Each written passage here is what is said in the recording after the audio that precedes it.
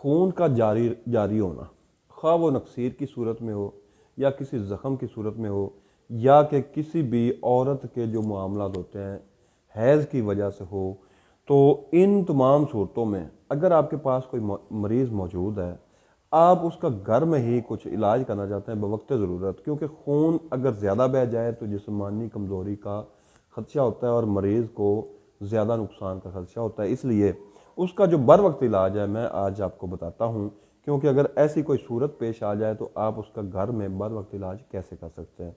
मैं हकीम मोहम्मद अहमद फाजिल तिब व जराहत आपकी खिदमत में हाजिर हूँ। दरअसल होता यह है कि गर्मियों के दिनों में या कि किसी दिमागी जो मुशक्क़त की वजह से या किसी दिमागी चोट की वजह से या कि किसी भी वजह से नक्सीर फूटने का खदशा होता है। नक्सीर बच्चों में भी आ सकती है, बच्चों को भी फूट सकती है, बड़ों को भी फूट सकती है।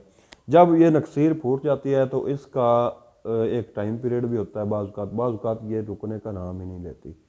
तो अगर ये बर वक्त इसको रोका ना जाए, खून जारी रहे, कुछ अर्सा कुछ वक्त जारी रहे, तो ऐसा ऐसा जिस्म में कमज़ोरी हो जाती है और मरीज़ जो है वो उसकी रिकवरी बहुत मुश्किल हो जाती है।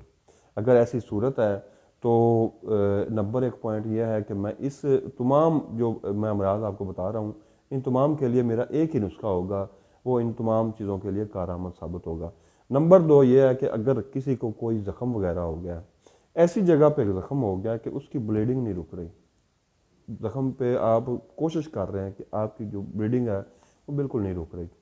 नंबर तीन, अगर किसी औरत को कसरत तमस भी इसको कहते हैं, हमारी जो है हिकमत की ज़ुबान में इसको कसरत हैज़ भी कहते हैं और खून का जारी होना भी कहते हैं, ऐसी सूरत हो गई है कि जो उनका टाइम है उससे ज़्यादा हो चुकी है, तो इन तमाम सूरतों में मेरा एक ख़ास नुस्खा है। आप घर में, ये टोटका है, नुस्खा भी नहीं है, ये टोटका है, इसको आप घर में हर वक्त मौजूद रखें। किसी भी वक्त किसी को भी कोई मसला हो सकता है, इसको इस्तेमाल कीजिए, इंशाल्लाह आपको फ़ायदा होगा। नक्सीर में एक वजह यह होती है कि गर्मी का बढ़ जाना, ब्लड प्रेशर का तेज़ हो जाना, इन सूरतों की वजह से नक्सीर आती है। लेकिन खा कोई भी मसला हो, पीछे कोई भी मसला हो, अगर आपका खून जारी हो चुका है, खून को आपने रोकना है, तो मेरा ये नुस्खा इस्तेमाल कीजिए, इंशाल्लाह आपको फ़ायदा होगा। नुस्खा नोट करने से पहले मेरी ये वीडियो शेयर ज़रूर कीजिएगा ताकि ज़्यादा से ज़्यादा लोगों तक ये इल्म पहुँच सके। नुस्खा नोट करें, आपने बाठा बाज़ार से लेना है, बिल्कुल बारीक पीस लेना है बाठा को। तो ये आपकी है बैरूनी इस्तेमाल की दवाई, बाठा पाउडर, ये आपकी बैरूनी इस्तेमाल की दवाई है। और आपने एक चमड़ा लेना है, चमड़ा कोई जो पुराना चमड़ा होगा ना, उसको आपने जला लेना है। उसकी जो राख होगी उसमें से आपने तकरीबन रत्ती का भी आधा हिस्सा, आधी रत्ती आपने पानी के साथ मरीज़ को खिला देनी। जितना भी खून जारी होगा इंशाल्लाह इसके इस्तेमाल से वो रुक जाएगा।